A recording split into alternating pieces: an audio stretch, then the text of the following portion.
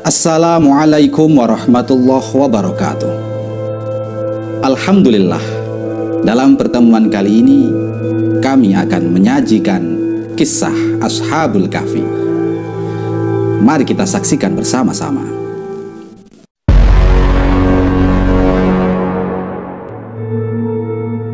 Para sahabatku, di dalam kitab Al-Kamil Fit Tarikh, para pemuda Ashabul Kahfi itu berada di bawah kekuasaan Raja Dakyus, atau dalam riwayat lain Raja Dakyanus, seorang raja yang kejam, musyrikin, penyembah berhala. Dan mereka ini ada di zaman setelah diangkatnya Nabi Isa alaihissalam atau zaman fatrah. Allah Ta'ala berfirman, apakah engkau mengira bahwa orang yang mendiami gua dan yang mempunyai rokim itu termasuk tanda-tanda kebesaran kami yang menakjubkan? Surah Al-Kahfi ayat 9. Para sahabatku, kisah sebab keimanan mereka adalah suatu hari ada salah satu sahabat Hawariyun, santrinya Nabi Isa alaihissalam, berkunjung di kota mereka. Lalu ketika santrinya Nabi Isa itu mau masuk ke dalam kota, dia dicegat oleh penjaga dan dikatakan, kalau kau mau masuk ke dalam kota ini, kau harus bersujud kepada berhala yang dipampang di pintu gerbang ini. Para penduduk di kerajaan ini kebanyakan adalah penyembah berhala. Sahabat Hawariyun itu jelas menolak untuk menyembah kepada berhala. Dan akhirnya beliau mendatangi kamar mandi atau toilet yang ada di dekat pintu kota itu. Lalu sahabat Hawariyun bekerja menjadi penjaga pintu toilet tersebut. Kamar mandi itu semakin ramai dan menghasilkan banyak uang, banyak pundi-pundi kekayaan bagi pemiliknya. Sehingga pemilik kamar mandi itu menyangka bahwa kedatangan sahabat Hawariyun ini membawa berkah. Ada beberapa pemuda yang bersimpati kepadanya, sehingga para pemuda dari kota itu menjadi muridnya sahabat Hawariyun tersebut.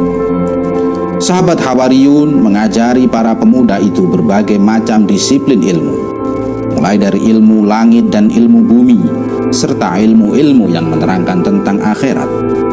Sampai akhirnya para pemuda itu menjadi orang yang beriman dan membenarkan apa yang diucapkan oleh sahabat Hawariyun tersebut. Suatu ketika ada seorang putra raja bersama seorang wanita memasuki kamar mandi yang dijaga oleh sahabat Hawariyun. Dan sahabat Hawariyun itu langsung mengecamnya, bahkan mengolok-oloknya, juga mengusir mereka berdua. Kejadian itu sempat terulang sampai beberapa kali, hingga putra raja dan wanita itu tiba-tiba mati di dalam kamar mandi, tak tahu apa penyebabnya. Kejadian itu kemudian dilaporkan kepada sang raja. Dikatakan yang membunuh putra raja adalah sahabat Hawariyun. Sang raja kemudian memburunya, dan karena sahabat Hawariyun ini tahu dia diburu oleh pasukan raja, beliau melarikan diri. Para pengawal raja tidak bisa menemukan jejak sahabat Hawariyun ini, yang akhirnya sang pengawal melaporkan bahwa sahabat Hawariyun ini mempunyai murid beberapa pemuda yang ada di kota itu. Raja akhirnya memburu para pemuda murid sahabat Hawariyun tersebut. Dan ketika para pemuda ini mendengar bahwa mereka menjadi target buruan sang raja, para pemuda itu akhirnya juga melarikan diri, hingga pelarian mereka sampai di tengah sawah. Mereka bertemu satu orang sahabatnya lagi yang bernama Tamliho, yang mempunyai seekor anjing. Para pemuda itu menceritakan kisah mereka yang diburu oleh pasukan raja. Karena Tamliho ini juga muridnya sahabat Hawariyun, maka akhirnya mereka semuanya melarikan diri beserta anjingnya. Hingga malam menjelang, mereka semuanya memasuki ke sebuah gua untuk berlindung sementara. Seperti di dalam firman Allah, Ingatlah ketika pemuda-pemuda itu berlindung ke dalam gua, lalu mereka berdoa, "Ya Tuhan kami, berilah rahmat kepada kami dari sisimu, dan sempurnakanlah petunjuk yang lurus bagi kami dalam urusan kami." Surah Al-Kahfi ayat 10. Di dalam gua itu para pemuda itu melihat ada sumber mata air dan satu pohon yang berbuah sangat lebat. Mereka lalu memakan buah itu dan meminum airnya.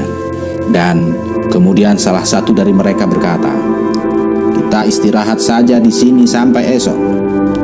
Karena kelelahan, mereka semuanya tertidur pulas. Jejak mereka yang berlindung di dalam gua tak jauh dari kota kerajaan tercium oleh sang raja.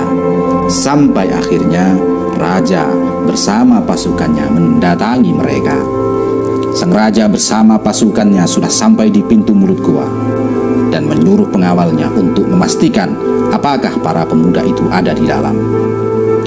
Para pengawal kemudian masuk ke dalam, dan anehnya mereka tiba-tiba merasakan takut yang amat sangat ketika melihat pemuda itu tertidur pulas.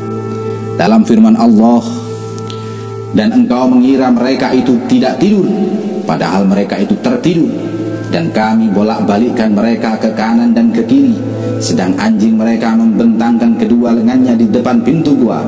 Dan jika kamu menyaksikan mereka, tentu kamu akan berpaling melarikan diri dari mereka. Dan pasti kamu akan dipenuhi rasa takut terhadap mereka." Surah Al-Kahfi ayat 18. Para pengawal kemudian melaporkan kepada sang raja, dan raja berkata, "Kalian tak perlu langsung membunuhnya. Tutup saja pintu gua ini dengan batu, agar mereka tak bisa keluar, dan mereka akan mati kelaparan dan kehausan." Walaupun pintu gua itu sudah tertutup rapat dan tidak mungkin untuk keluar dari dalam, para pemuda itu masih saja tertidur. Seperti di dalam firman Allah, "Maka kami tutup telinga mereka di dalam gua itu selama beberapa tahun." Surah Al-Kahfi ayat 11. Para sahabatku, bulan berganti bulan, tahun berganti tahun. Tak terasa Allah Ta'ala menjadikan para pemuda itu tertidur di dalam gua selama 309 tahun. Kemudian ada seorang penggembala yang membawa ratusan ekor domba sedang kehujanan di area sekitar gua itu. Penggembala itu kemudian membuka tembok penutup gua tersebut agar beliau bersama para dombanya bisa bernaung berlindung dari hujan. Dan setelah tembok penutup gua itu terbuka, maka Allah kemudian membangunkan para pemuda yang tertidur selama 309 tahun tersebut. Firman Allah, "Dan demikianlah kami bangunkan mereka, agar di antara mereka saling bertanya. Salah seorang di antara mereka berkata, 'Sudah berapa lama kamu berada di sini?' Mereka menjawab, 'Kita berada di sini sehari atau setengah hari.' Berkata yang lain lagi, 'Tuhanmu lebih mengetahui berapa lama kamu berada di sini. Maka suruhlah salah seorang di antara kamu pergi ke kota dengan membawa uang perakmu ini, dan hendaklah dia melihat manakah makanan yang lebih baik, dan bawalah sebagian makanan ini untuk. Dan hendaklah dia berlaku lemah lembut, dan jangan sekali-kali menceritakan halmu kepada siapapun." Surah Al-Kahfi ayat 19. Para sahabatku, setelah mereka terbangun, mereka merasakan tidurnya kayaknya hanya semalam. Tapi yang mengherankan, mereka melihat sumber air dan pohon yang berbuah lebat yang ada di dalam gua itu telah kering. Mereka merasakan lapar yang amat sangat, dan mereka mengutus temannya yang bernama Tamliho untuk membeli makanan di kotanya. Lalu setelah Tamliho sudah berada di pasar, penjual makanan itu kaget karena uang yang mereka bayarkan sudah tak laku, karena itu uang perak ratusan tahun yang lalu. Penjual makanan itu lalu melaporkan kepada raja karena melihat ada seseorang yang membeli makanan dengan uang perak ratusan tahun yang lalu. Dan raja yang sekarang adalah seorang raja yang mukmin, yang saleh, yang baik hati terhadap para rakyatnya. Sang raja itu lalu mendatangi Tamliho yang ada di pasar. Singkat cerita, Tamliho mengantarkan sang raja menemui teman-temannya yang ada di dalam goa. Setelah bertemu dengan para pemuda yang tertidur di dalam goa itu, para pemuda itu menceritakan kejadian mulai awal hingga akhir kenapa mereka ada di dalam goa. Mereka bersembunyi di dalam goa dari kejaran Raja Dakyus yang musyrikin, yang zalim. Sang Raja Mukmin itu lalu merangkul mereka semua karena menyaksikan keajaiban Allah yang ada pada diri mereka. Mereka mempertahankan keimanan mereka kepada Allah, melarikan diri dari kekejaman raja yang zalim. Demikianlah kisah singkat dari kisah Ashabul Kahfi ini. Semoga menjadi pelajaran bagi kita semua. Wallahu a'lam bishawab. Wassalamualaikum warahmatullahi wabarakatuh.